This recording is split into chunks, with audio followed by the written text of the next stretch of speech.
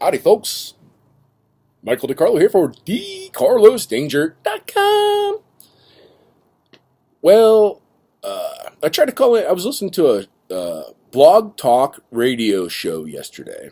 On the blog talk radio is Truth Not Fiction Matters radio show.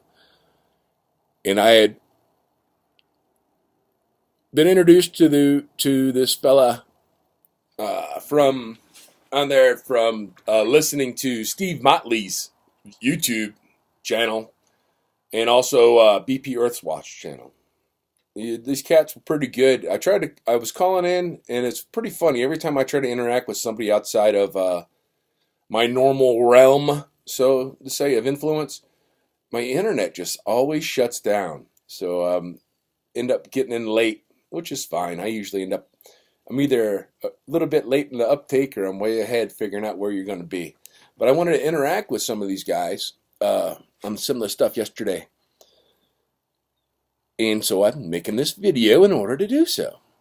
And the stuff I was talking about was, they were talking about I forget what order I put it in here. Oh, we'll stay with Steve's stuff, with the globalist distortion. Globalists and their ability to distort your idea of the truth that actually surrounds you based upon what you consider to be fact that violates scientific principles and mathematical fact.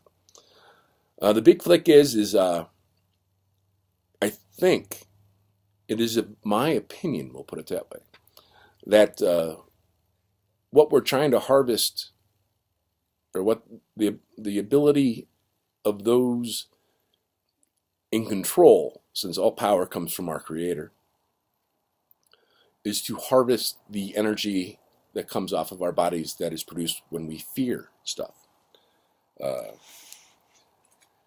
That's really what I think, in just my opinion. I know it sounds way out there or whatever, but it is what it is. Steve, I'm with you, brother. This all started off for me with integrity, honor, and courage. And I think we just need to have the commitment. When I wrote this down, honor, courage, and commitment is the same. When I was in the Navy, Steve, it was the same identical core values that the Navy had. Being a submarine veteran, I took those oaths very seriously as I attempted to use the taxpayer's dime in the most efficient way possible in order to create an opportunity that we could bring the right hammer to the job, so to speak. I think the big problem, and it's not a problem, it's since there are no problems, there's only solutions, right? The big solution and the difficulty in identifying it for the sheeple, chattel, whatever you want to call them, is when we identify their problem and show an opportunity for a solution, they can't understand that the reason for the failure is often the most difficult one to swallow. It's usually not. And one thing I've learned big time, bigly, to say as the president would say, is that it's when you end up with a failure that's usually catastrophic, it's not usually the person's problem. Very, very rarely it is. Because nobody goes to work to have a bad day. You got to keep that. That's got to be the way you look at everything when you start critiquing how you can do the job better. But it's usually a procedural problem. It's usually procedural. Somewhere along the line, there's an opportunity for continual process improvement, and we have to identify that. We need to hold people accountable when they mess up. Honestly, we really, really do.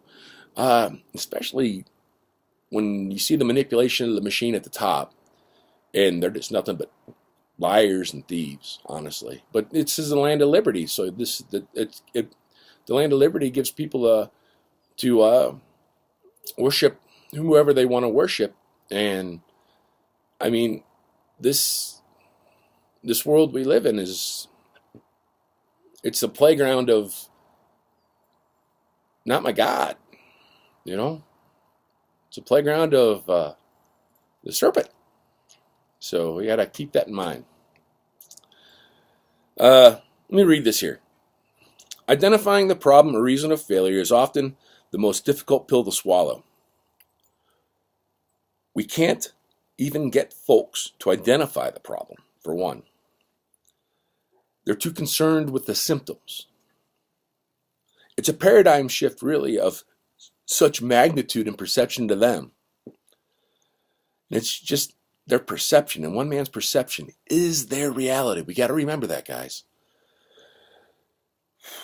It's so large at the end that the solution is scary because it's the fear of the unknown that concerns them.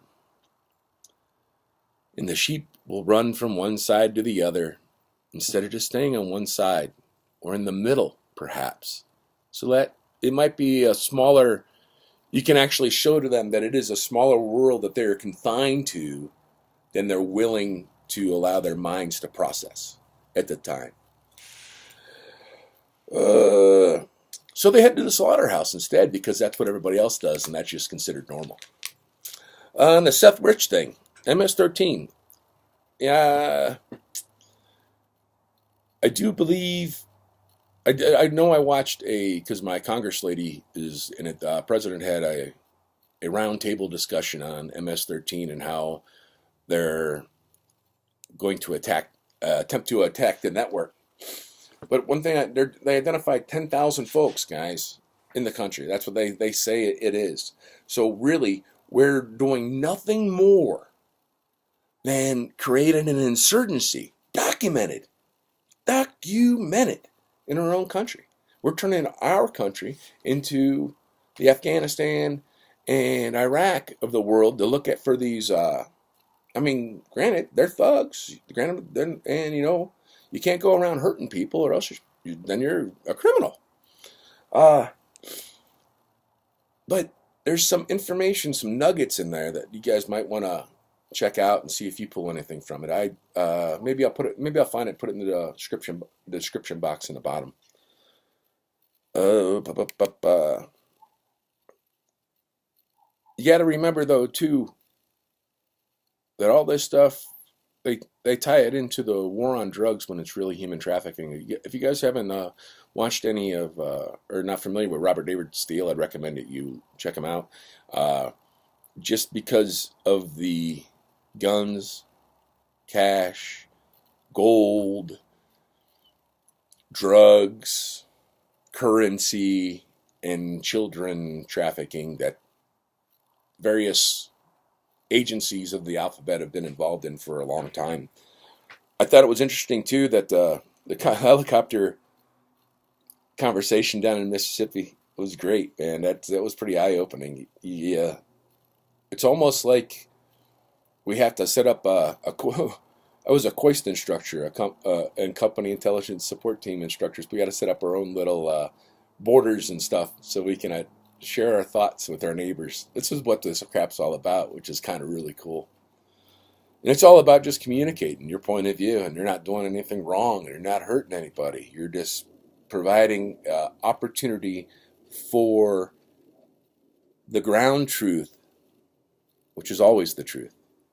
The most truth that you can see because it's right in front of your eyes, instead of accepting ground truth from a box on the wall. Because when you start accepting ground truth from other people, you're their slave. No in or out about it. You're their slave. And as far as where the bodies are buried, usually over the horizon. But who am I to say? I'm sitting here at 2:15 on Monday afternoon on the 18th of March, looking at chemtrails in the sky at my garage door in Sierra Vista, Arizona, and I wish you all nothing but peace and happiness. And I see here, yeah, other stuff I could talk about.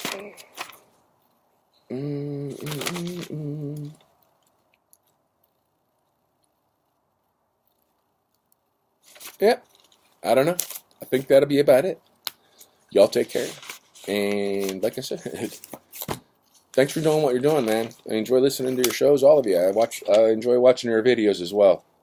I don't put out one as much as you would think that, or I don't put one out very often, only because I'm interested in what you guys have to say, because I really don't know what I can say until it's out in the public, verified in the public by others.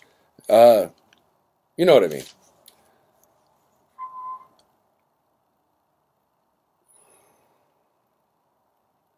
Oh, my man, Tugboat Dude. I hope you're still here, brother.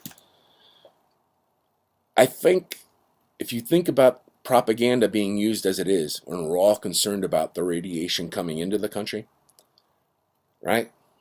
But you've announced that there's been an increased amount of export traffic. I do believe that perhaps, yeah, might want to turn it around a little bit, and I think it will be much more educational to you. But keep doing what you're doing. You're a patriot. Love all your patriots. Y'all take care. Peace from Sierra Vista, Arizona, down here in the land of tyranny, along the international border, next to Fort Huachuca, where they fly UAVs over our houses with cameras on them. Smile, everybody. It's candid. So am I. Later. Peace.